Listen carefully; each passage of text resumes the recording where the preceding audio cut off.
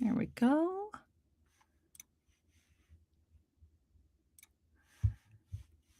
There we are. Cool. Yay.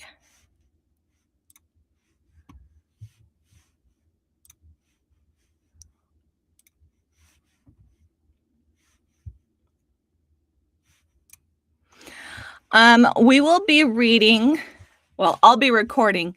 You guys will be reading, listening to Towards the Rainbow by Heather L. Martin. So I do have the physical copy because I got it before we agreed to everything, which is super fun. And then also, I did know Heather Martin when I lived in Idaho. I don't live there anymore. But when I did, I got to know her for a handful of years. She lives in the same area still. She knows my family, which is wonderful. And she's really fantastic. So if you don't know her, I encourage you to reach out, follow her, because she really is a fantastic person. All right. All right, we are successfully streaming on my Twitch channel, which is Strifewife KB, on YouTube, which is Strifewife VA, because Strifewife on both of those was taken, so I had to add things. And we are streaming also on TikTok through Inkspired by Kate. Now, on my Twitch, you guys usually see my cute little PNG tuber avatar. So you guys actually get to see my face this time. So you're welcome. And I am wearing my, wearable blanket hoodie thing because, of course. And I'm just making sure the last little bit is ready. And then we'll get going. Oh, that is bright. It is. It's a little better. Let's do.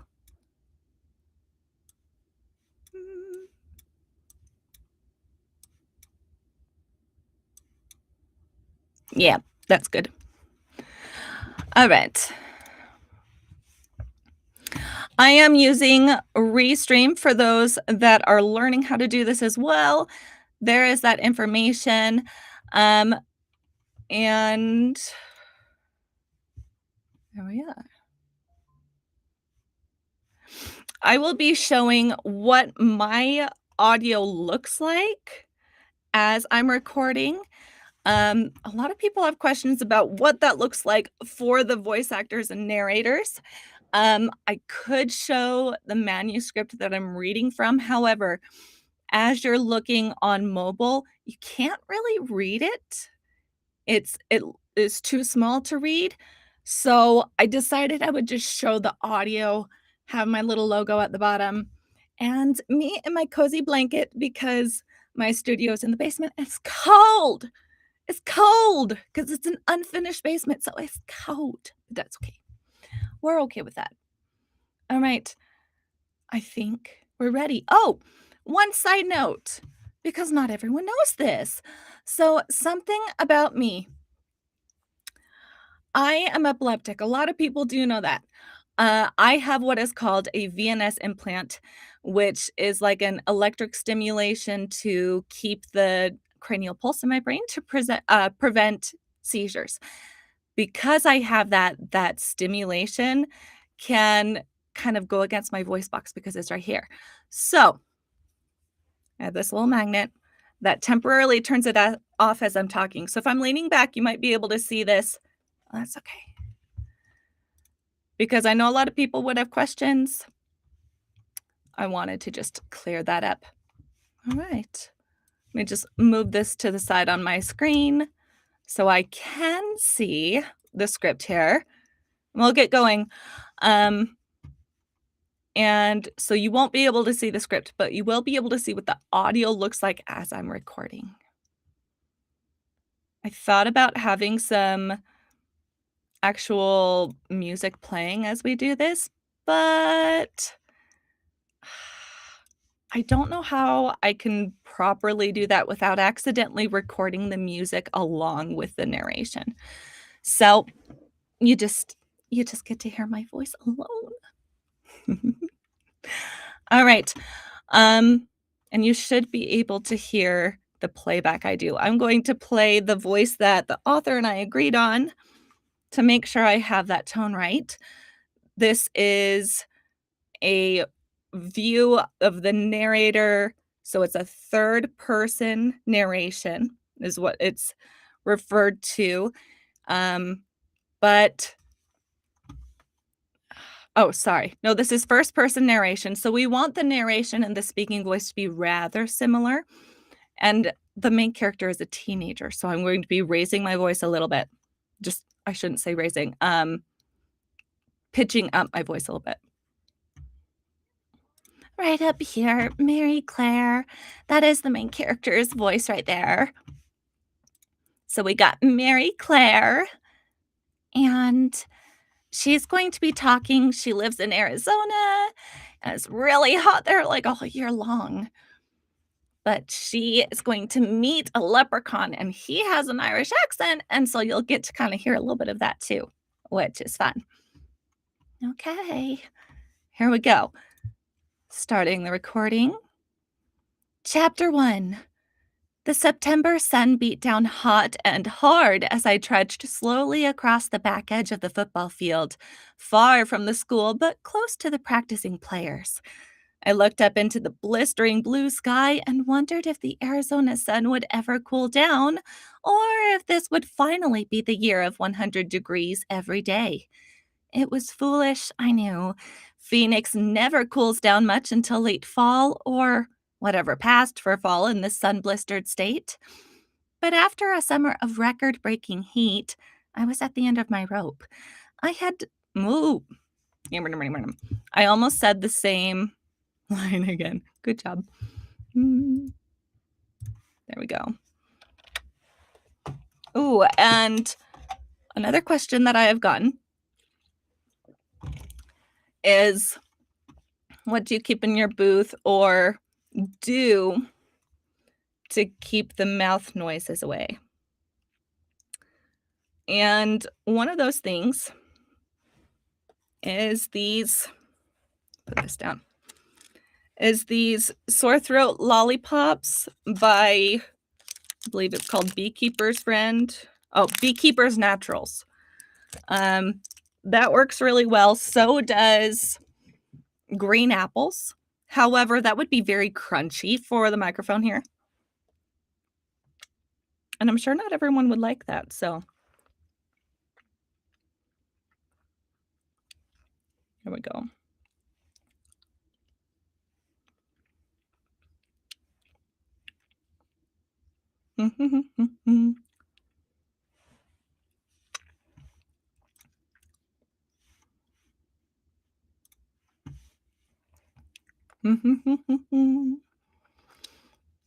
So I just suck on this a little bit.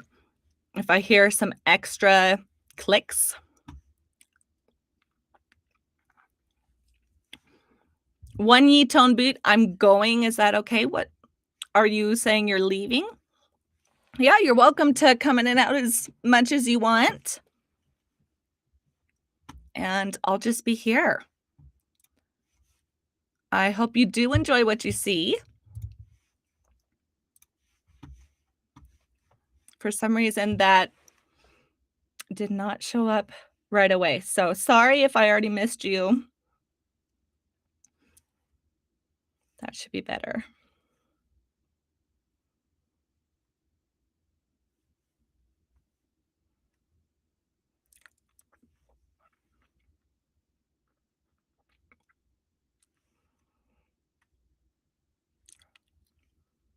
Oh, never mind. I understand. I thought it was a typo. No, I know what you mean.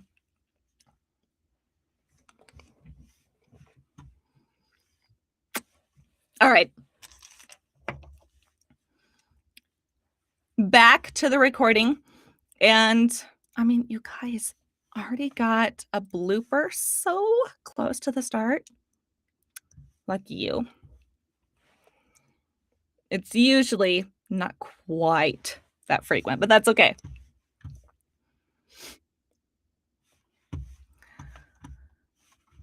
Back to the recording. All right, we ended at.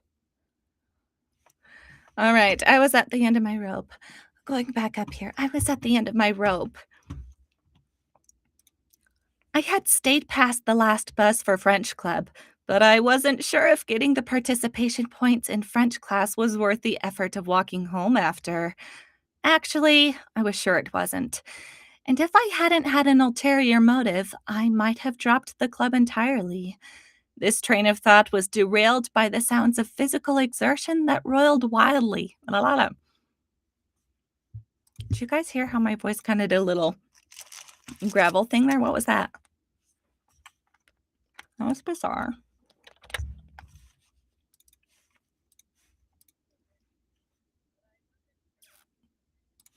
Hmm. Strange. Let's try that again. But I wasn't sure if getting the participation points in French class was worth the effort of walking home after. Actually, I was sure it wasn't. And if I hadn't had an ulterior motive, I might have dropped the club entirely. This train of thought was derailed by the sounds of physical exertion that roiled wildly in the molten air. I really like how she described that. Molten air.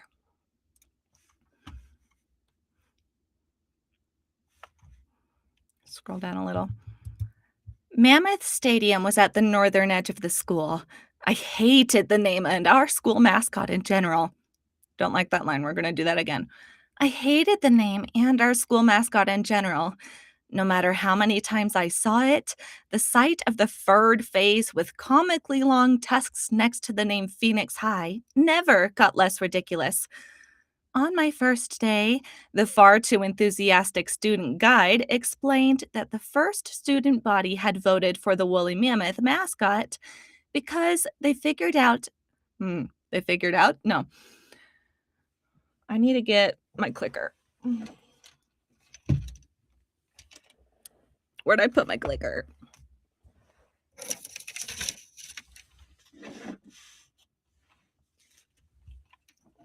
Oh, actually, now that I think about it, the clicker might be a little too loud for a stream. You know what? We'll just back it on up.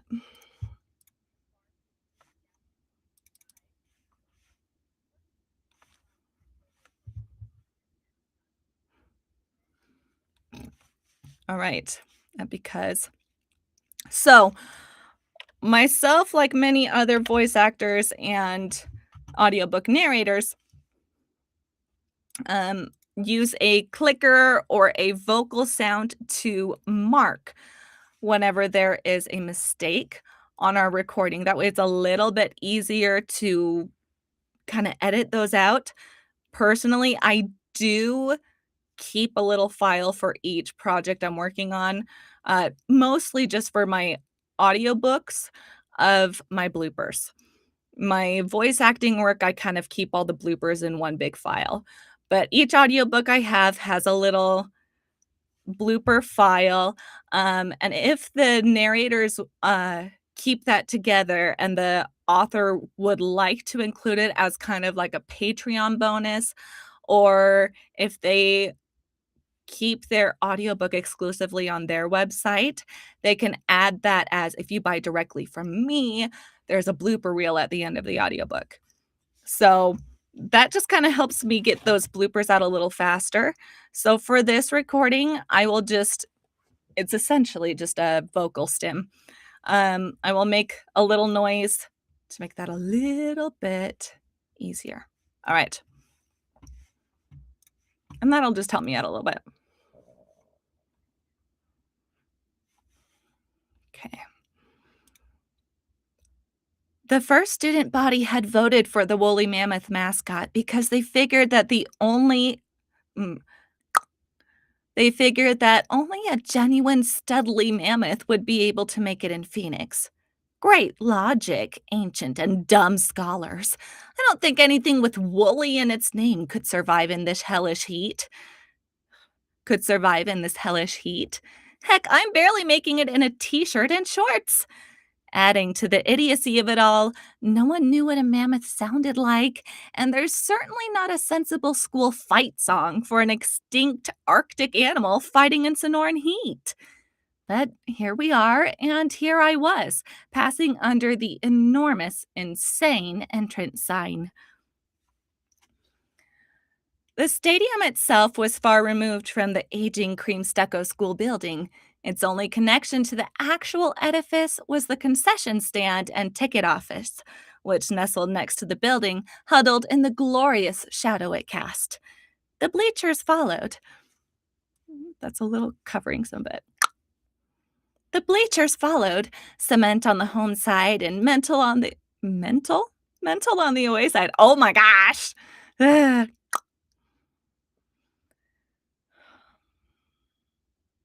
The bleachers followed, cement on the home side and metal on the away side, both of which retained enough heat to burn unsuspecting spectators at the start of games. A black asphalt track ringed the field just in front of the fenced stands, shimmering lazily in the full sun of late afternoon.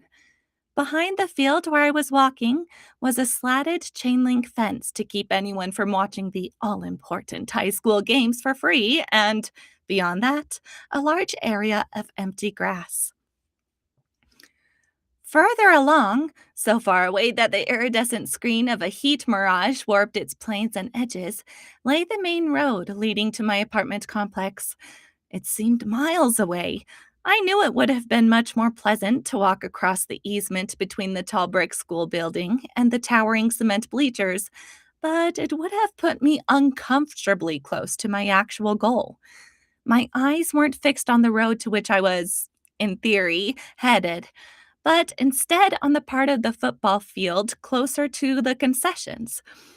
There, I saw the oval strip of black asphalt, which, for the moment, was home to a dozen girls in shorts and tank tops and the grassy green field in the middle, where dozens of boys practiced football in the searing heat. Although it was definitely the green field that held my reason for this walk, I was still drawn to search for the homogeneous group of girls, all blonde hair and blue eyes and California dreams. For the one that ruined, that didn't sound as smooth as I wanted. I was still drawn to search for the homogeneous group of girls, all blonde hair and blue eyes and California dreams, for the one that ruined my dreams. But in a sea of ubiquitous perfection, Tessa Austin stood out. Her perfect olive skin shimmered in the heat, a mirage unto itself. So smooth and brilliant, I was sure she'd never seen a pimple in her life, at least not on her face. Dark chestnut waved Dark chestnut waves spilled from a perfectly perky ponytail in cascades, not a single hair out of place, not even in this godforsaken heat. But it was her eyes that irritated me the most and drew the most attention. Instead of the dark brown that would have normally completed her look, Tessa had the same bright green as my own. But where mine seemed to highlight the lack of color in my face, Tessa's glowed the same. Tessa's glowed the dazzling green of an emerald caught in a field of tawny silk. Seriously, how the gods of physical beauty doled out their ways was a little unfair, or a lot unfair, depending on the day.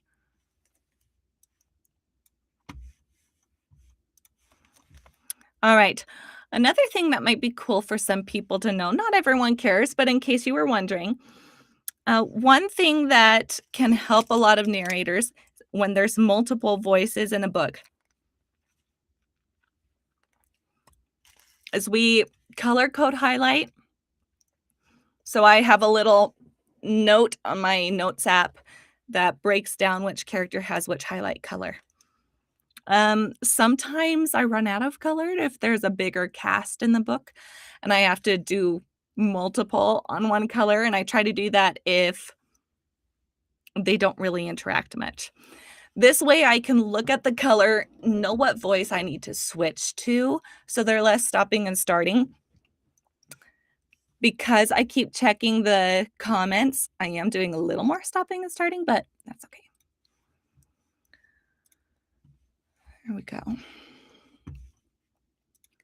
Then, of course, there was the gaggle of girls surrounding her. I knew that they couldn't all be best friends, but it sure seemed like it. I watched as Brenna Tyson wrapped an arm around Tessa. Brenna was a tall blonde with deep chocolate eyes, and although she didn't catch the eye as easily as Tessa, she did manage to stand out in that crowd. She did manage to stand out in that crowd. They bent heads together over Tessa's phone and laughed easily. Another blonde, Charlotte Casing, peeked between their cheeks slyly, and all three giggled together. It was a scene out of a teen movie that wouldn't even have a side character like me, and it seemed just as surreal to me.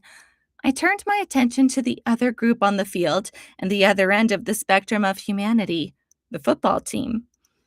I watched closely as the football players ran through their drills, hitting each other, running plays, and then finally, at the coach's long awaited whistle, collapsing onto the metal benches on the sidelines, tossing their helmets on the ground and guzzling water like they had been crossing the Sahara for the last week. This time was the part of their practice for which I waited and slowed my already tortoise like pace. Scrolling. I searched those close cropped heads for the strawberry blonde hair I knew so well, even as I kept a even as I kept a surreptitious.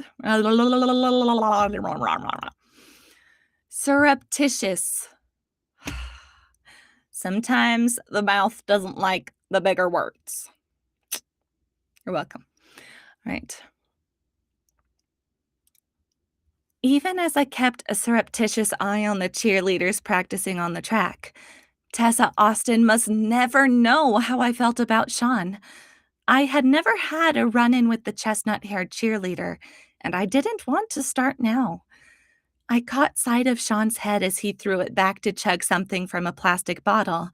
He was so effortlessly handsome that it seemed unfair to every other guy in the school. Of course, that was only my opinion. Mine and Tessa's, anyway. I tore my gaze from Sean and found Tessa at the top of the pyramid, arms pumped in the air and face filled with so much excitement, it was as if they were cheering for an actual game. Yeah, that fits. The cheerleader, the football player, and the geek watching from the sidelines. Strains of Taylor Swift's You Belong With Me played in my ears. I shook my head to clear the earworm. We could be our own after-school special. Of course, one of us would have to have an inaccurate eating disorder or an errant alcohol problem. I stood and watched a little longer. The idea of getting caught watching felt less pressing than drinking in the sight of Sean. He was just under 6 feet tall, with blue eyes and a head of dusty hair that almost matched the landscape. Not many guys could pull off a head full of reddish tinted hair without bringing Coke bottle glasses, overalls, and a goofy cowlick to the party. But Sean did, and did it well. Scrolling. He was everything I had ever looked for in a guy, except for the annoying addition of his perfect girlfriend. Two peas in their mirror opposite pod. Tessa Austin, as perfect in her alluring looks as Sean was in his All-American. I actually hate the phrase All-American, but when you look like a walking Ken doll, I suppose you have to live with the comparison. I studied him a little bit longer and then decided with the reddish tint darkening his hair, he was more of an Allen. I chuckled to myself. Dang, I was funny sometimes. I watched Sean until he put his helmet back on. Then I decided I'd wasted enough time and should head home. Since my mom had started working, part of my new daily routine was taking care of my younger brother after school. Although not riding the bus home afforded me the opportunity to ogle Sean, it also shortened the amount of time I had before Mike got home.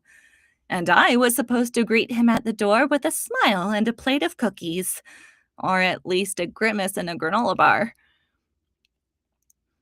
I exited the stadium through the gap in the chain link fence at the north end of the field, grateful that the maintenance crew wasn't as concerned about people sneaking in as the booster club. We lived 2 miles from the school, far enough to be bused, but close enough that my mom had told me if I wanted to join a club, I was going to have to hoof it home afterwards. There's no S on that. I was going to have to hoof it home afterward. She was a real estate agent, and times were tough. There was no coming home early to pick up her kid from school. She stayed late and went in early and fought for every client who walked through the door, just like the rest of the agents. She tried to be understanding of my interest in learning a new language, but she told me she couldn't lose her job just because I thought I might leave the country one day for a place more exotic than Rocky Point. So I had to make sure I was home in a reasonable time to watch Mike. My mom was a generally nice person, but between the recent divorce, the new apartment, and the new job, she had become a little less indulgent to her demanding teenage daughter. As I walked, sweat gathered on my forehead and back and ran down my legs in small rivulets. It's nature's air conditioning at work, my mother would say whenever I complained about the heat and what it did to me. Stop right there. I will switch what I'm showing you guys real quick, just so you can see how I highlighted that.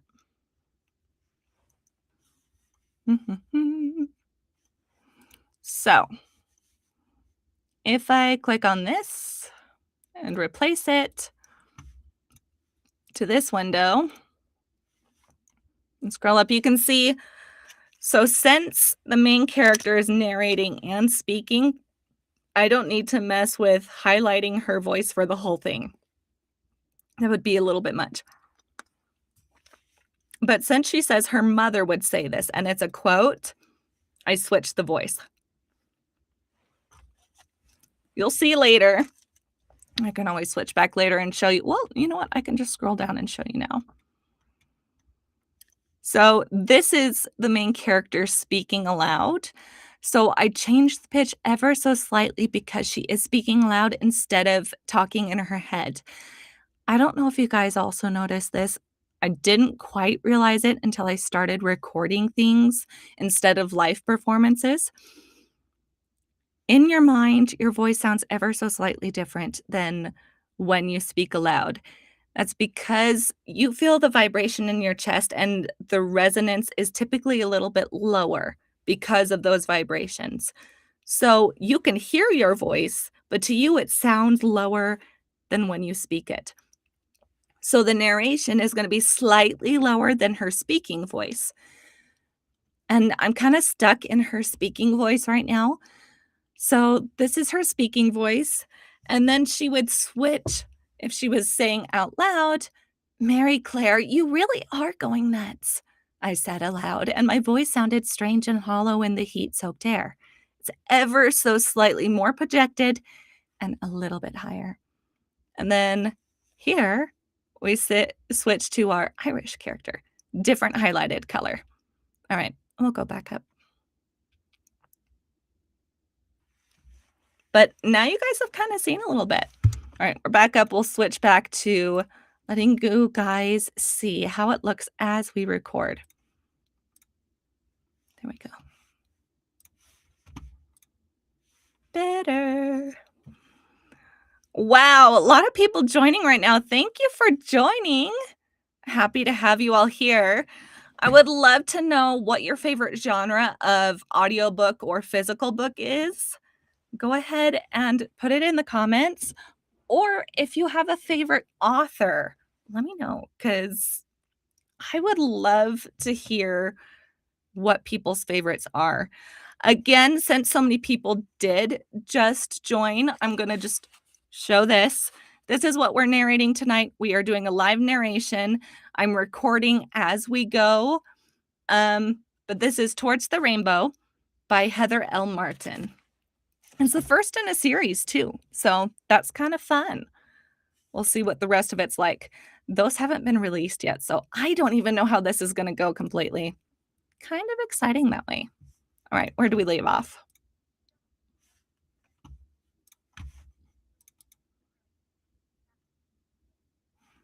All right, so we're right there. The trouble was that I felt no cooler. I was glad that Sean couldn't see me, as I'm sure I didn't present the sparkling picture I saw in the mirror on a good day. Rather than the sleek curls of a magazine model, my red hair had gone limp and frizzy, a combination that didn't even mm, a combination that didn't even look as good as it sounded. My pale skin was probably beet red and blotchy, the closest thing my Irish skin did to. Oh! I got distracted. Thank you, Izzy, for being a top viewer. I totally did get distracted there. Do, do, do. Now I have that on a blooper.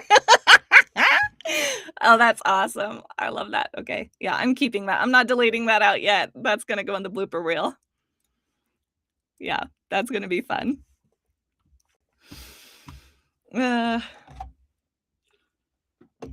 Anyone else find that hilarious, or is that just me?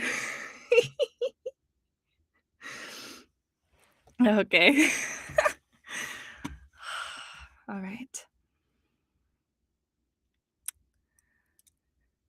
My pale skin was probably beet red and blotchy, the closest thing my Irish skin did to tanning. I didn't need a mirror to know that it was unlikely this look was going to steal him from the cool, tan, unflappable Tessa.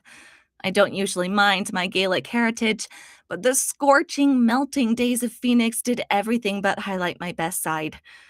I glanced up at the sky again, praying for a cloud to block the sun, at least during part of my walk home, but I didn't see any of the fluffy sun covers. Oh my gosh, fluffy sun covers. I haven't heard anyone in real life describe them that way, but that's really cute. Especially coming from a teenager. Fluffy sun covers. Okay, is she wanting storm clouds? Or like normal white floofy clouds that like you look for animals in?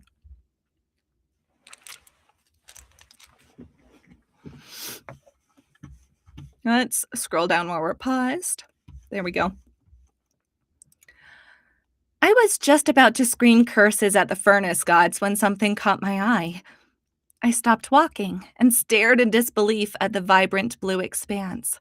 What I saw didn't make any earthly sense.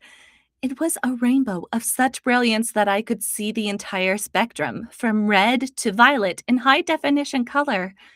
It seemed so solid that I felt for a moment that if I could just climb on top, I'd slide to the pot of gold at the end. I looked around to see if anyone else had noticed the multi-hued arc in the sky and was startled to realize how far I had come. I was standing nearly in the middle of the grassy expanse that spanned the distance between the stadium and the road. I was not startled, however, at finding myself alone. It was too hot for casual walking, and no one besides another student would be walking here anyways. Assured that no one else could confirm my sighting, Pepito38, thanks for being a top viewer. I turned back to the sky. As strange and wonderful as the rainbow was, I found myself wondering if it could be seen from everywhere on the ground or just where I was standing. I'd never seen anything like it before, and maybe that was because it was a sight specific to this spot, not visible from any other angle, or maybe it was just the beginning of sunstroke. Keldugs916, thanks for being a top viewer. You guys, you're making me so happy. Thank you.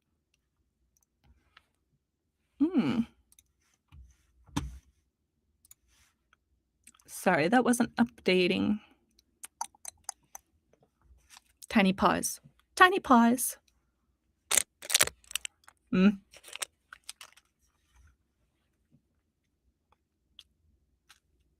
Hmm. My TikTok live studio was glitching for a second. Apologize about that. All right. No one wants sunstroke. That's not good. Mm. There we go. There. Or maybe it was just the beginning of sunstroke. Back up into her range. There we go. It held me transfixed, and I was afraid that if I moved, it would disappear. I stayed still as long as I could, but the sun was relentless. I started walking again, and the rainbow did not disappear. As I walked, I found my gaze returning again and again to the brilliant arc in the sky. Then something even stranger started to happen. The arc seemed to be truly bending toward the earth as I walked. Not just the illusion, but it was actually growing bigger as I neared the curvature. For the first time since I was 5, I thought about trying to find the end of the rainbow.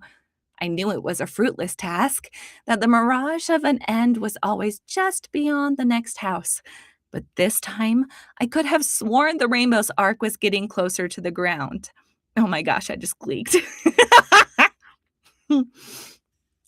Oops. Well, since I'm showing you what it looks like when I record, there you go. That's my loud laugh in the middle of that.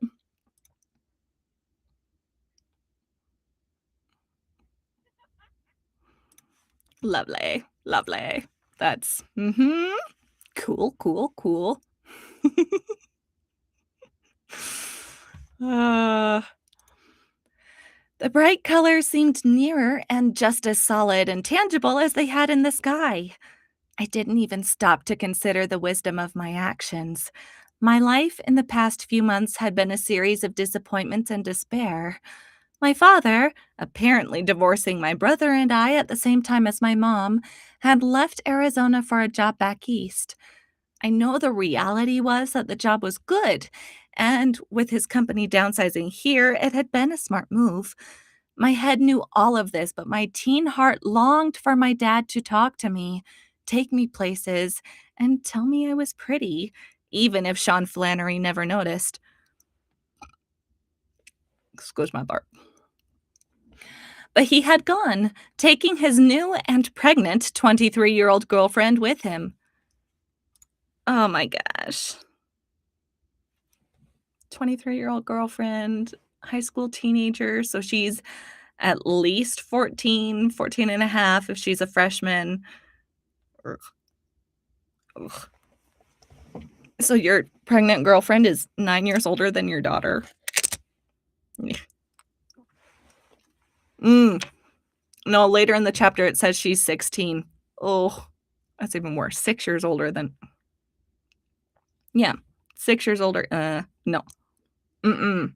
Mm-mm-mm. That's a nope for me, dog. Nope. That's ugh. I mean, it's not as gross if you didn't have teenage kids. You know what I mean?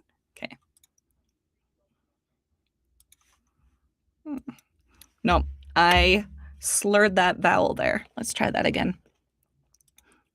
But he had gone, taking his new and pregnant 23-year-old girlfriend with him. My mother's work meant that she was never there either. And of course, there was the Sean thing going on. Or not going on, as it were. That was on top of all the usual 16-year-old crap that everyone has to put up with. I wanted, no, I needed the end of the rainbow. I followed it for ages. I knew it was farther than 2 miles because I passed my apartment complex about a half hour before the weed and cactus choked. I don't know. Too fast.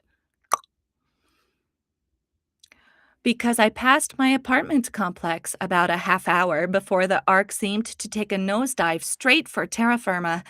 I stopped in the weed and cactus choked empty lot behind the neighborhood grocery store. I thought it was extremely possible that I had sunstroke or heat stroke or had been stung by a scorpion somewhere along the way. The rainbow came to an end in the far corner of the field, tucking itself neatly in the corner of a rotting, bleached wooden fence and flaking stucco wall. It was quite a sight. The almost solid, sparkling, brilliant colors coming to rest among.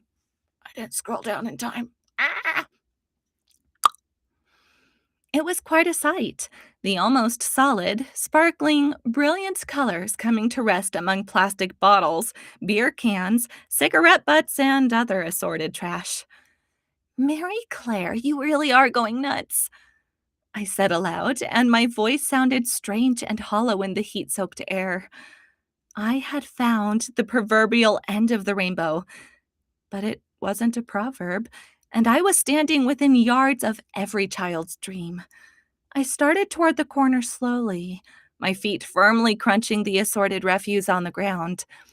The sound of it juxtaposed with this otherworldly vision and possibly the only thing that kept me connected to the real world. With every step I took, I expected the multicolored sight to dissipate before my eyes and leave me looking insane, idiotic, and disappointed once again.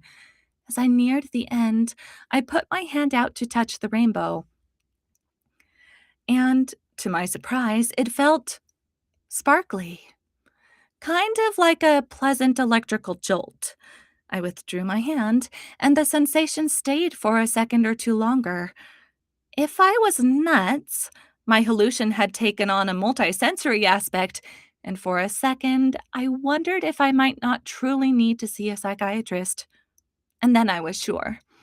Sitting at the end of the rainbow, where it had no earthly business being, was a largish black pot shining in the desert heat and brimming with gold coins. I had officially lost it. I wondered idly if my mother would feel the least bit responsible when they found my overheated body in the field, as clearly my mind had taken a holiday and left something weird in its place. I reached for a piece of gold, wondering if it would feel cold, hot, or sparkly. I was so wholly absorbed with this latest happening that I didn't notice anything else in the lot. "Hi there, Skidare. That was horrible. Hi there, Skidare. No one said you could get me gold." And there is our leprechaun. Here is the very raw first chapter of Towards the Rainbow. Chapter 1, Towards the Rainbow, me, raw. Make sure it's in the right file, raw chapter.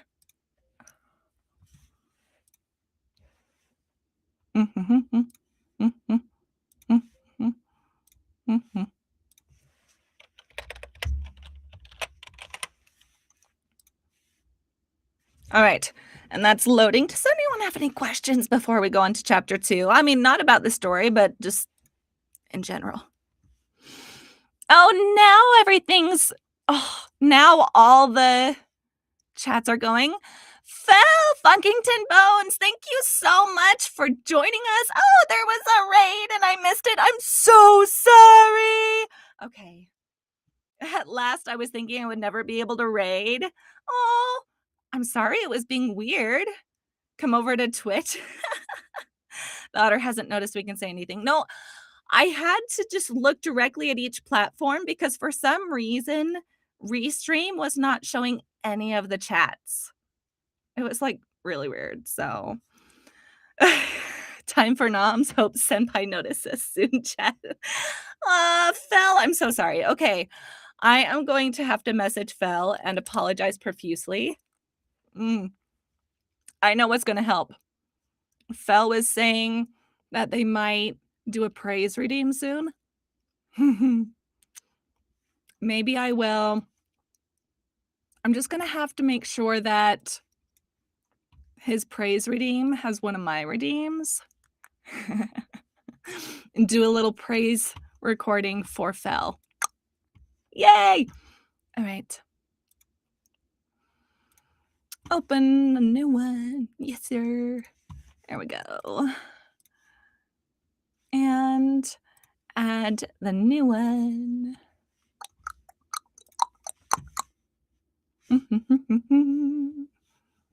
Oh, it's making me like open the whole freaking thing. That's annoying. There we go.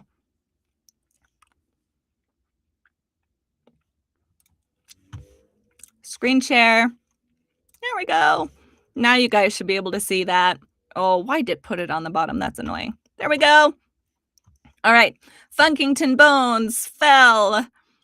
And Lorelai. Oh, okay. So for those watching on my Twitch, Lorelai, this wonderful creator, did my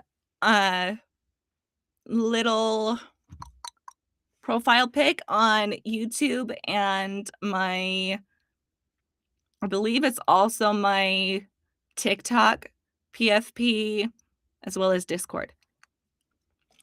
So if you have not looked at Lorelai's stuff, she's fantastic. She is so talented.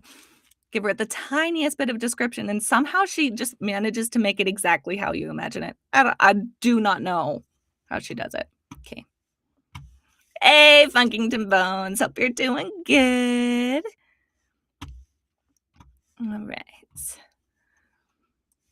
Let's move this again so I can actually see the script, because a little bit. Do she take doubloons? You would have to ask Lorelai. She might take doubloons. Most people I have found actually are good with trades. Here, I know. We'll roll a d20. See if we succeed. See if Lorelai takes doubloons. We'll have this be. Oh, never mind. I have. Hee. I have a D100. We'll do a percentage chance if Lorelai takes doubloons. Are you ready? Ooh. Can you see that? 50% chance. 50%. Okay, so 50-50 on if she takes doubloons. That wasn't as helpful as I thought it would be. Oh well, that's okay. That's kind of funny. Are you used to trading me booty for goods and services? I have advantage on the roll. That must be one of your strength advantages. I mean, how many points does it add? Is it going to tip the scale dramatically? I'm curious. All right.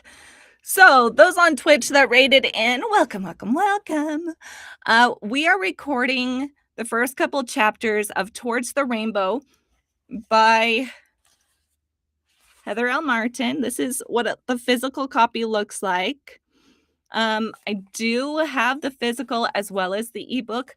I bought the physical before the author and I agreed on doing an audiobook, so I have both. Yes. Okay. 14. I've only put points into this. All right. So we got a 64 chance that she'll take the balloons. I mean, that's not horrible. It's better than 50-50 for sure.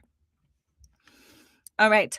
And this story has a leprechaun who we just heard. I mean, I know it's a leprechaun because I've read ahead, and this is a throat soothing lollipop, which helps the mouth clicks be a lot less.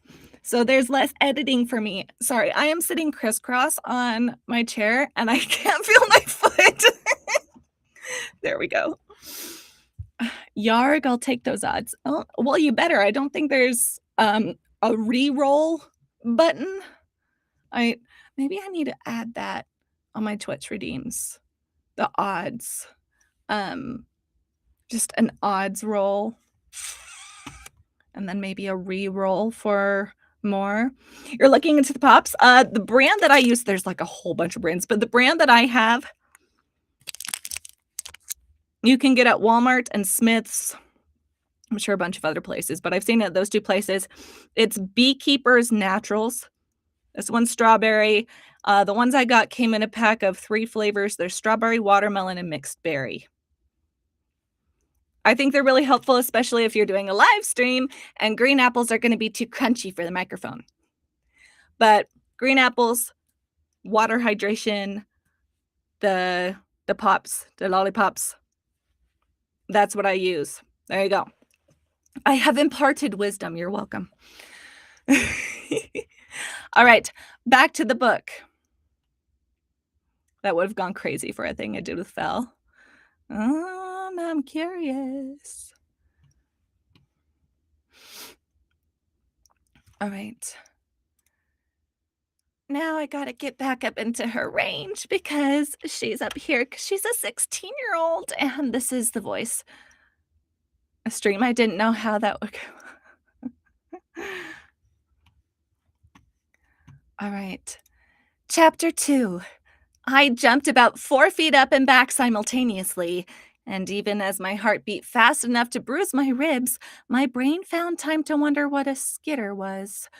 I knew I had gone insane. I knew it like I knew there's no actual end of the rainbow. Like pots of gold don't exist at the end, and like I was going to be so painfully sunburned from a long hike in the Phoenix sun. And yet, as I looked toward the impossibly back pot, that's not a thing. Impossibly back pot? Nuh-uh. Mm-mm. I do not have any back pot. I mean, I have some gummies, but those are medicinal for my back, so, yeah. Another one in the blooper file, you guys. There you go. And yet, as I looked toward the impossibly black pot, which seemed to hold sparkling gold, only one of those knowns in my life actually seemed certain. "Well, I'm not going to bite you.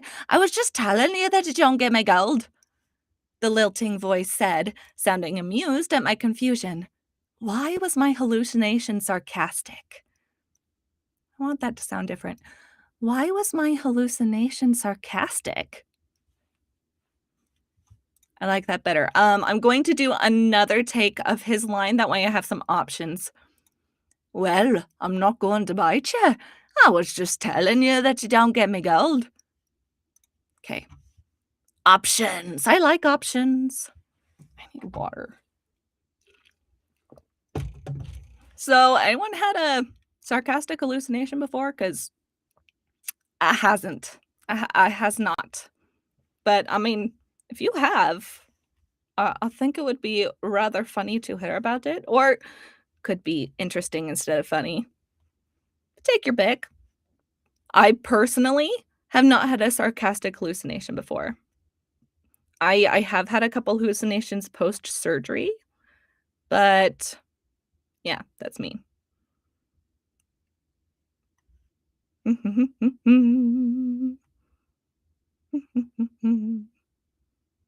Yay! Everything's going so well with the stream. It's showing goodly.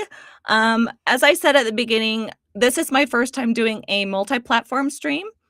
And so I am learning the Restream website that kind of spreads it all. So it should be showing on my YouTube, my TikTok, and my Twitch. And once again, y'all get to see my actual face on Twitch instead of my PNG tuber. I would have the PNG tuber on my Twitch and then my real face on the others, but I don't know how to do that. So this is what you get. Also, Twitch told me that they are working on a new beta test of their vertical stream. And so it is going to look a little different. But I mean, hey, we like testing out new things, right? All right. I looked around wildly, my eyes darting from one dust-choked cactus to the next, but they found nothing to latch onto. No person who would be talking to me in an Irish brogue, as though a random stranger talking to me about how I didn't get their gold would make any sense. When I finally focused on the seeming source of the voice, I wondered why I decided to fixate on a hallucination. There was a man standing next to the pot, leaning casually against it. He was no taller than 6 inches and dressed from head to toe in green leather looking boots with a bright gold buckle front and center on each one, dark green, light green striped tights that led up to green knickerbockers, and a green vest barely able to stay buttoned over a protruding belly. I am going to have to ask the author a question. Travis VO, thank you for being a top viewer and the 2 coins. I appreciate it. For those on Twitch, I am referring to one of the viewers on TikTok Live. With the multi-stream, hopefully that doesn't get too confusing for everyone. But there we go. All right, I need to ask the author a question. So in this, I can actually show you guys. In the script right here, I'll show you. So it has the slash. I don't know if she's gonna want me to verbally say slash or just kind of blend dark green, light green instead of saying dark green slash light green. Because I don't know and I'm recording right now, I've already said it once without saying the slash. I'm going to record saying it again with the slash. I'll ask her and adjust accordingly. So, front and center on each one, dark green slash light green striped tights that led up to green knickerbockers. All right. And now I'm stuck in her voice. Cool. For those watching, do you want me to keep the view of the ebook, the manuscript I'm reading from, or do you want to see the recording of the voice waves, the sound waves? I could keep switching for when I want to show you something in the manuscript, or I'm still stuck in her voice. There we go. Or I could continue to show you what it looks like as I'm recording. It doesn't really make a difference to me. It doesn't change how I record. It just changes what you see. Actually, now that I have done a thing, I did a thing. Will it let me do another? Nope, it replaces it. Dang. I thought it would let me.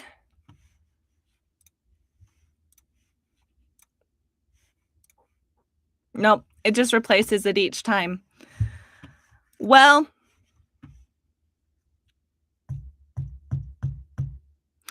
we'll have it be what the recording looks like, since you're going to be hearing the story either way.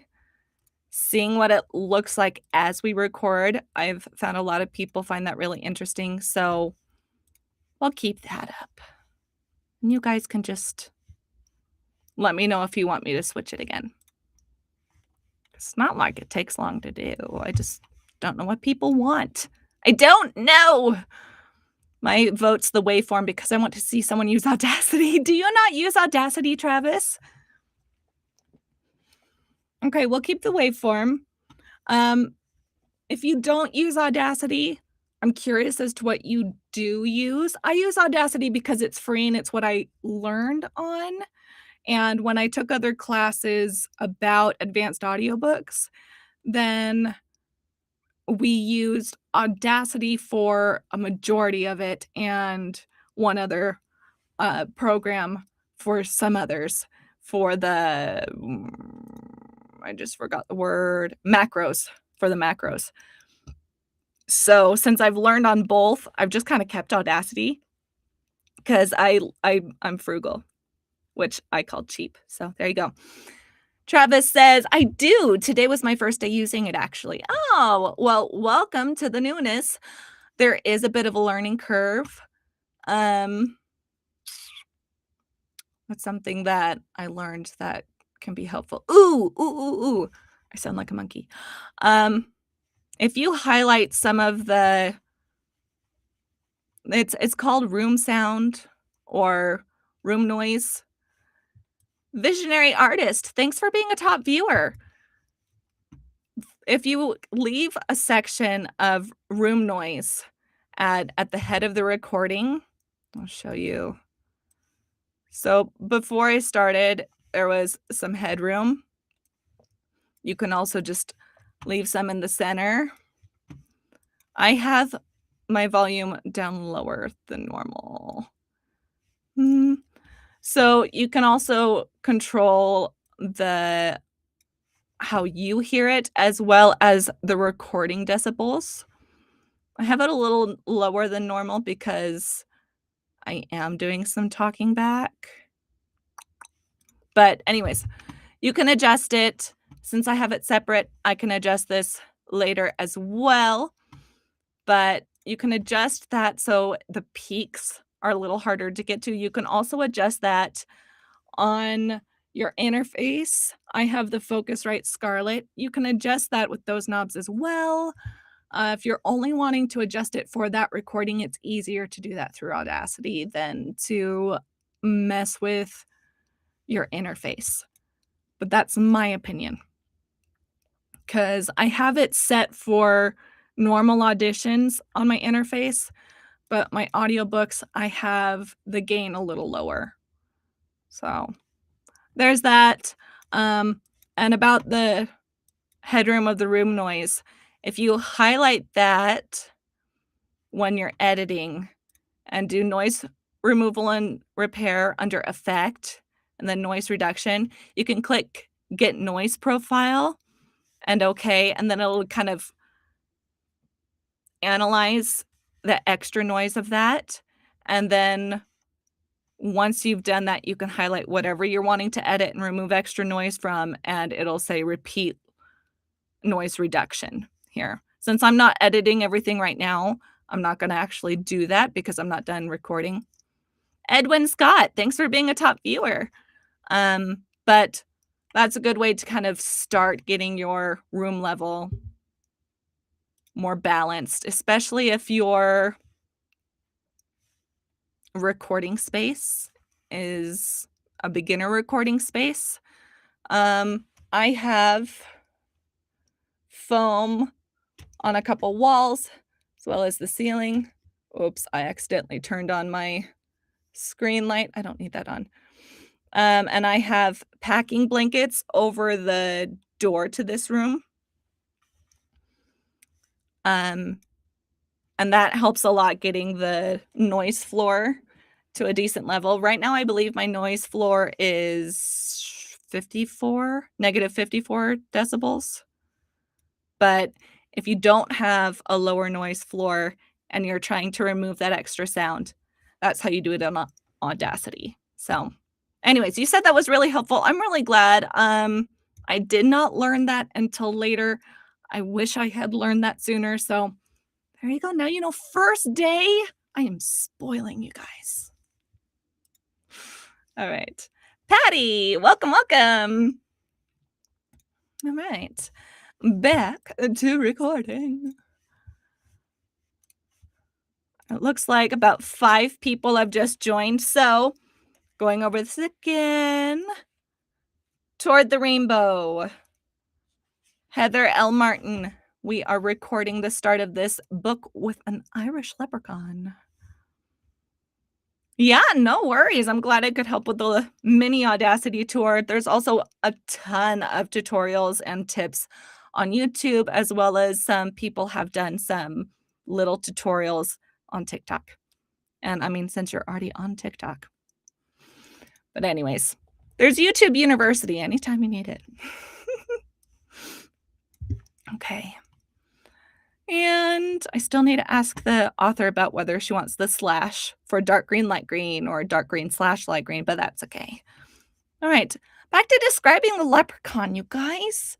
And I gotta get up into her pitch again because she's a 16-year-old.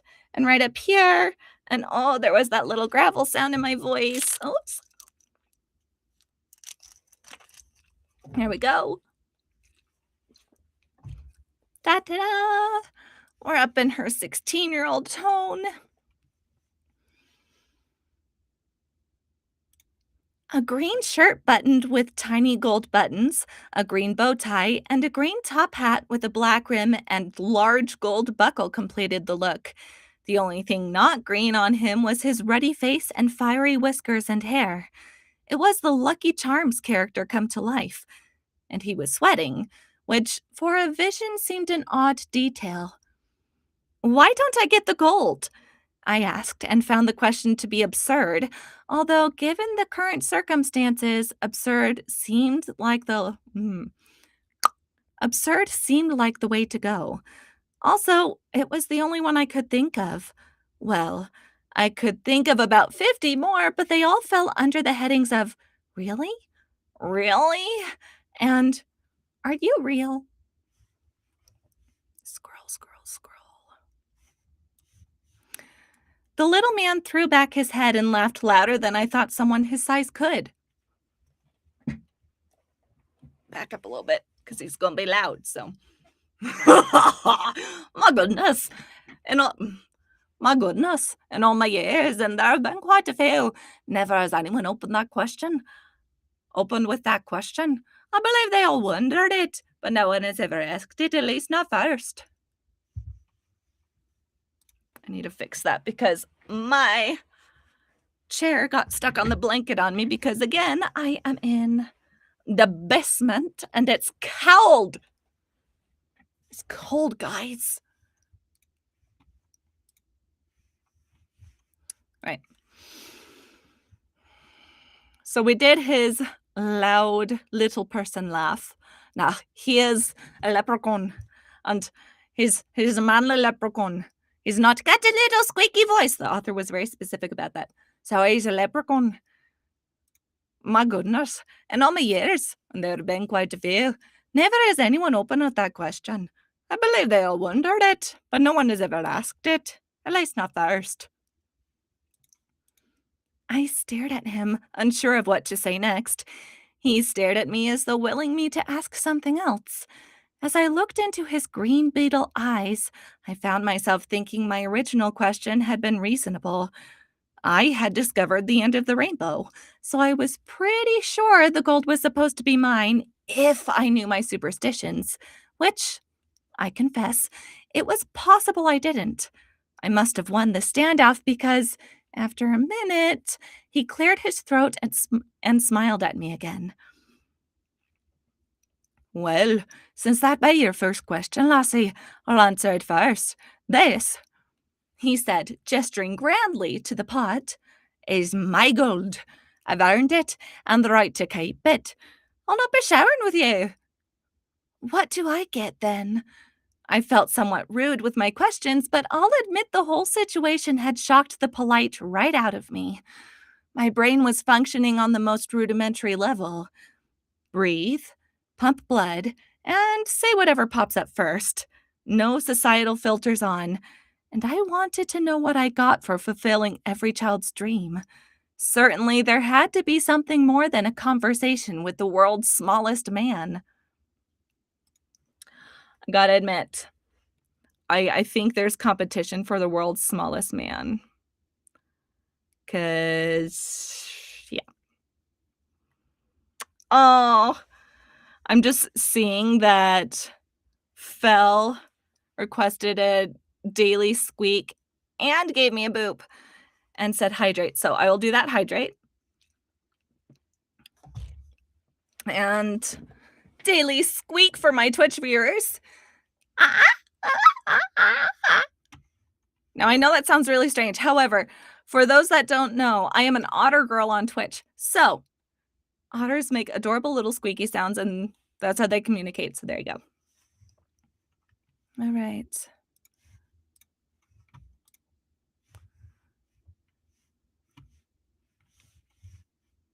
My goodness, Travis, thank you for the more coins. I appreciate it. Okay. So she is asking what she gets. I mean, if I had gone through all the trouble of walking over a half an hour to find the end of the rainbow, found the end of the rainbow and a leprechaun, and found his gold, according to legends, yeah, you get the gold at the end of the rainbow, right? Right? Now I don't know anymore, but, I thought you get the end of the rainbow. Okay, this is gonna bug me. We're gonna look it up, y'all.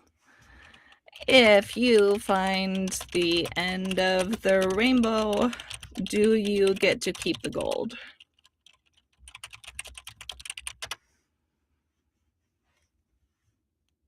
The myth of a pot of gold at the end of the rainbow is a classic example of folklore and mythology rather than scientific fact. Well, we knew that.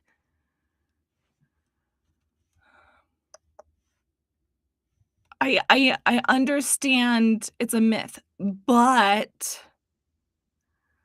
theoretically theoretically. Okay, then maybe I need to specify in the legends. Let's try that again.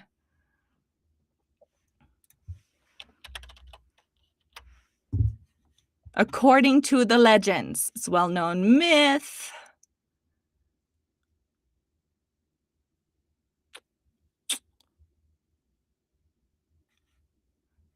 Passed down for centuries. They're mischievous. They found the abandoned gold and buried it again so no human could ever find it.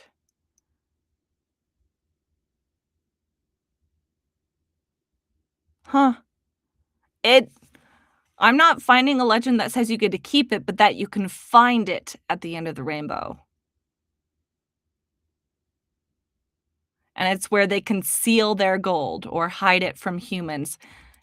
I'm not finding I mean, obviously, this is just a quick search. I'm not finding that you actually get it. You could just, according to legend, find the gold from the leprechaun at the end of the rainbow, but not that you would actually get to keep it. Why did we all assume that we got to keep the leprechaun's gold if we found it? Just finders keepers in general? I was completely agreeing with the 16-year-old. It's like, don't you get to keep it if you find it? But I mean, I wouldn't want someone to steal my gold if they found my hiding spot. Why would I give it to them? It's mine. I understand both sides. Just because you hear a legend doesn't mean that that would be the truth and you would automatically get it. I don't blame a 16-year-old for believing in a legend, though, so eh. Okay. Oh, we have someone that joined again. More joins. Thank you, user oh gosh, user 01127363 613. Welcome, welcome. All right. We're gonna go back to recording now that I had my little tangent of checking out folklore. So, I do think the leprechaun's in the right. I mean, why would he give it away? Yes, congratulations, you found it. But I do agree with her. I mean, isn't there some sort of reward for finding it? How many people actually go looking for it? They hear the legend, but who actually tries to look for it and finds it? Okay.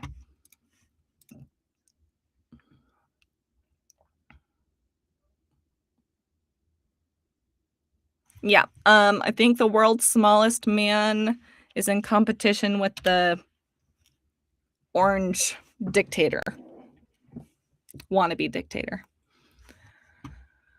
All right. He eyed me carefully, and I noticed his eyes were the color of emeralds and just as brilliant. They sparkled, but I did not see any joy or sense of humor there. As we stared each other down, his gaze softened, and the hardness slipped away. Now his eyes reflected warmth. I was more confused than ever, and the heat was relentless. I wiped the sweat away and kept looking at him. I still had nothing running through my brain but my original query. Ah, that'd be the second question then, eh? No thought to asking my name or sharing yours. All right, let's do a second take of that. Oh, that'd be the second question, eh? I missed a word. I missed a word. I missed a word. Oh, that'd be the second question. Oh, that'd be the second question then, eh? No thought to asking my name or sharing yours, he said, his lilt tempering the sharp reproach in his voice. I blushed then, finally coming to my senses enough to realize that this unearthly creature had better manners than I did. It's a bit disconcerting to realize that a manic vision was more courteous than oneself. And I wondered why in the world I felt my mirage was so out of my control. Hello, I'm Mary Claire McCall, and you are? For good measure, I smiled at him. He smiled back at me, and I didn't detect the coldness in his eyes this time, but I wondered if it was still lurking underneath, like a crocodile in a mud hole. Like a crocodile in a mud hole. Ah, a proper Irish name to be sure. My name is Larry, and ye have found the end of me rainbow. He followed this last proclamation with an expansive motion of his arms, taking in the rainbow, the gold, and the dry, dusty, dirty scene in which it was all held, in which it was all placed. He seemed absurdly proud of this fact, or excited, or something. I nodded as though all he said, why did I slip into Irish in the middle of her narration? Oops. Sorry about that. Dang. That came out of nowhere. All right. Now I'm stuck. I'm stuck, guys. Ah. There we go. That was special. That was special. You're welcome.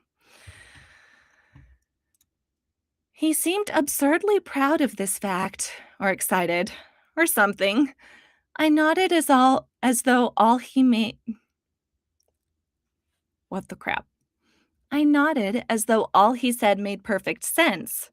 It didn't. I wondered if I should ask my second question again, or if I should think of another, or if I should just stay silent and see what Larry came up with. I chose the latter. Larry and I started our staring standoff again. He eyed me for several seconds, then a smile crinkled his eyes and puffed his cheeks. You're not the most talkative of your kind, are you? Well, I guess you'll be wanting the answer to the second question then, and I'll be answering. You got me. Suddenly, I couldn't think of anything to say. I felt the heat of the sun burning the skin on my arms and the back of my neck. I smelled the unpleasant odor of rotting food, superheated dirt, and a little bit of my own body odor. Rivers of sweat ran down my neck and back, and even worse, into my eyes. I could feel an uncomfortable and disgusting paste beginning to form on my feet where perspiration was meeting dust. I was tired, hot, and slightly dehydrated, and I was no longer amused by this little scene. I looked at him to see if he was joking, but only serious green eyes looked back at me. You? I wasn't sure what he meant. I don't know if she would be that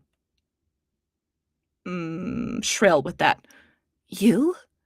I wasn't sure what that meant, and I wasn't sure if I wanted the grand prize from this little adventure. Maybe if I were in first grade, it would make a terrific show and tell, but I was pretty sure that the novelty would wear off pretty quickly. And then what? In first grade, indulgent smiles from my teachers and the uncomprehending adoration of other 7-year-olds. But in high school, a one-way ticket to a padded cell and psychotropic drugs for life. Yippee. Okay, I am in a padded room. I don't know how bad a padded cell would be. I'm already used to the padded room. I don't know.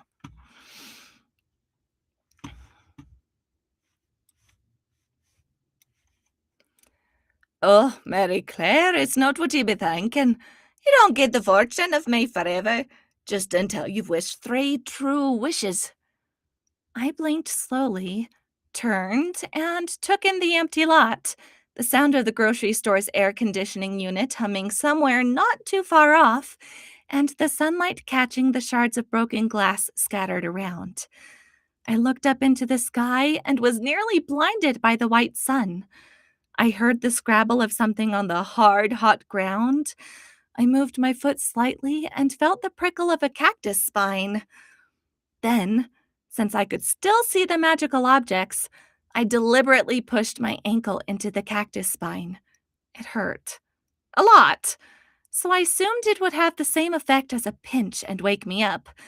I tore my gaze from the desert scene around me and returned it back to the rainbow, the pot, and the little mannequin standing next to it. So the pinch did not work. I felt like I had stepped into an alternate reality without leaving my normal one. I kept trying to decide which reality was the one I should focus on, but they were so intermingled that I wasn't able to pick one. With my brain heat strangled and my energy sapped, I decided to accept this was all real for now, so I looked around expecting to see something else incredible, like a blue genie popping out of the pot and singing my 3 wish rules. Never got a friend like me. That made me happy. Maybe it shouldn't have, but it did. I was smiling too big for that one to be as enunciated as everything else. So, like a blue genie popping out of the pot and singing my 3 wish rules. 3 wishes? Anything I want? I asked. If this was going to be my new life, I decided not only to accept it, I was going to jump right in. Now, with the teen angst jumble that was my life, what to wish for first? I opened my mouth to speak my first wishing opus when Larry grabbed my hand and made sure I was paying attention. Yes, but 3 true wishes. There is a difference, and I'll be knowing it, he said, keeping his gaze on me. What do you mean by true? I asked. He had repeated this phrase twice now, and I felt that it carried some import with it. I was surprised when he only smiled and shook his head. I could try explaining it to you, but I don't think you'll understand. Just know you can wish for whatever you want, and I'll know when the wish is true. Ah, so I'm back to anything I want, I said, deciding to ignore the whole true thing. If he wasn't going to explain any better than that, well, then I didn't need to bother trying to figure it out. Well, of course there are rules, but I'll be telling you about them as you wish. I started for a moment. Wouldn't it be easier if you just told me what they are now? His smile grew bigger and somehow more sinister, though it changed in character not at all. Easier to be sure, but I've been granting wishes for a long time, he said, pausing to look at the black pot and the gold coin spilling out. And easier is not always the most fun.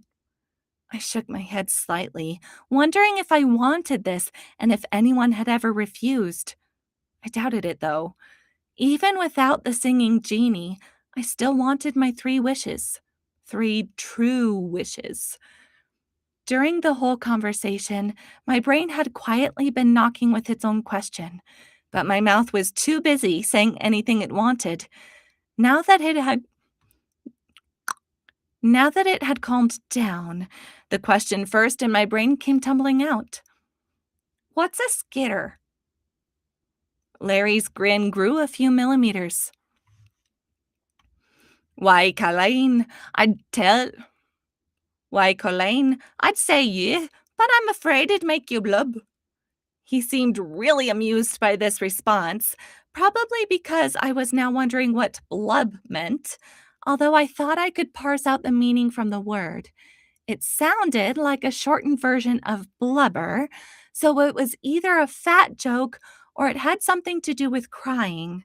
I took it to be the latter and said, "Ah, so an insult. I can take it."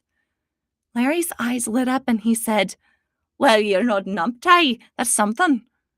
As odd as this meeting was, it was fast losing its mystical allure and was leaving me feeling irritated. I no longer felt like continuing it. I turned, not sure where I was going, but deciding that leaving was marginally better than staying. Larry immediately said, "Wait, Marie Claire, I'm sorry. It's a lot to take in at one time, no? A skitter is an annoying young person, which, if I may be forgiven, is exactly what you appeared to be when you were eyeing me gold. A numpty means stupid, which you're obviously not since you figured out what Blub was referring to. I'll be laying off my Irish now. As I say, it's not terribly welcome at the moment. Friends." I turned back around and wiped the sweat off my brow as salty beads were burning my eyes. As the salty beads were burning my eyes. So I wasn't leaving angry, but I still just wanted to get out of the blasted heat. Sure, whatever, friends. So now what? Larry smiled and, with light hummingbird like movements, was on my shoulder. "Now I'll be going home with you. Now I'll be going home with you. Now I'll be going home with you." That last one was better. There we go. All right. That is 2 chapters. Hi, Julie. Welcome into the recording. That is chapter 2, very raw. Towards the rainbow. Me, raw. Let that save. All right. Does anyone have questions for me before I move on? I mean, I know all of this seems pretty straightforward. I will mention, on top of everything else with the recording, so you go through and record raw, as I am. Oh, fudge nuggets. Sorry. This just flipped off as I was trying to bend it and show you. This is a pop filter for those that don't do anything with mics. The pop filter helps with plosives. And plosives are the p, t, t. And then with the pop filter, p, t, t. It's a little better. Of course, you don't want to speak directly into the mic like that. But we have the pop filter, and that does help. However, more than just the pop filter, as you go through and edit, take out all my lovely bloopers and little sounds, you also end up editing out any mouth noises. And I did not realize how many mouth noises I made. That's mainly because we're talking into a mic, which is going directly in someone's ear. It is not often that I speak full volume directly in someone's ear. I mean, I should say more than not often. I don't really do that. So if you're like me and don't really do that, then you probably haven't noticed how much mouth noises occur. Gosh, my pop filter is being annoying. So I'll go through, I'll edit out the mouth noises, and as I do that, I'll also make sure that everything sounds cohesive, and make sure that the continuity is correct with the voices.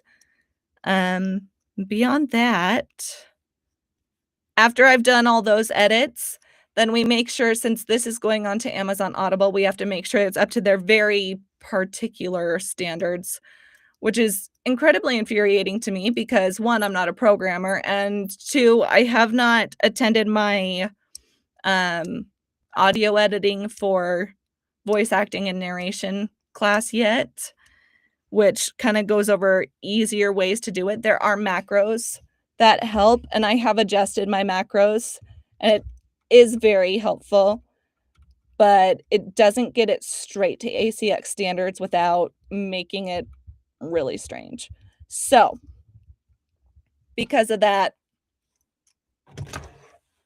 I do have my amazing hubby, Strive Tech, that helps me out with that a lot. So once I've done the noise reduction of the background and gotten those bloopers out and as many mouth clicks as I can hear, he adjusts it for me. I listen back again to make sure that I didn't miss anything, and then I put it on the ACX website.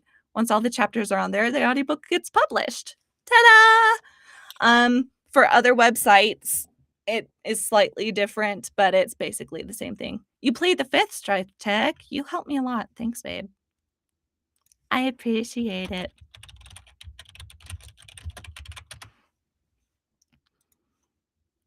So, here we go. You still played the 5th. Mhm.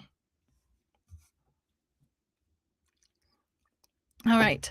So we got the first 2 chapters, which is what I got, permission for the author for this stream. So that is essentially like your audiobook sample that you would get through if you were going to Audible and just clicked sample listen, you would get a certain amount of time, and so there's like an extended audio sample for you because that was about 30 minutes of the audiobook.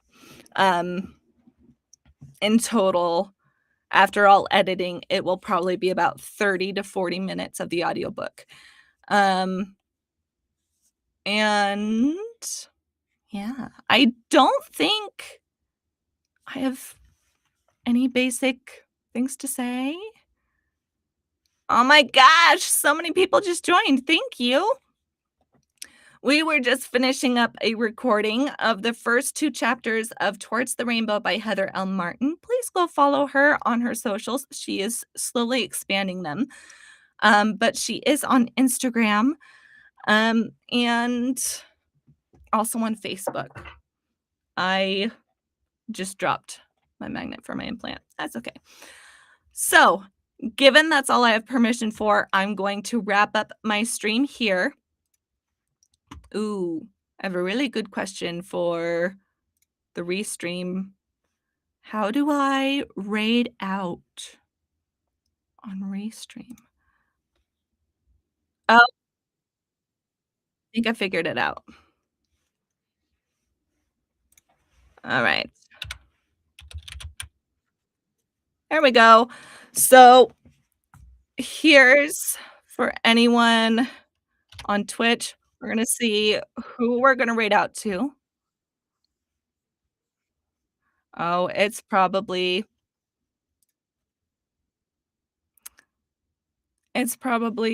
echoing to you guys. I apologize for that. So, I'll put in a raid message, but just tell whoever we go to that the Otter Girl had sent ya. Let's go over to Goblin Fia.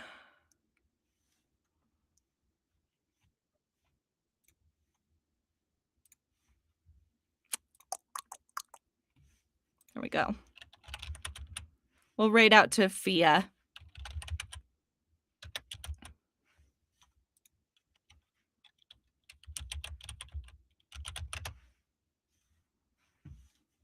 All right. Thank you guys for joining me on this stream. I will perfect this whole system with the multi-stream, and I will see you next time. Thank you, thank you, thank you.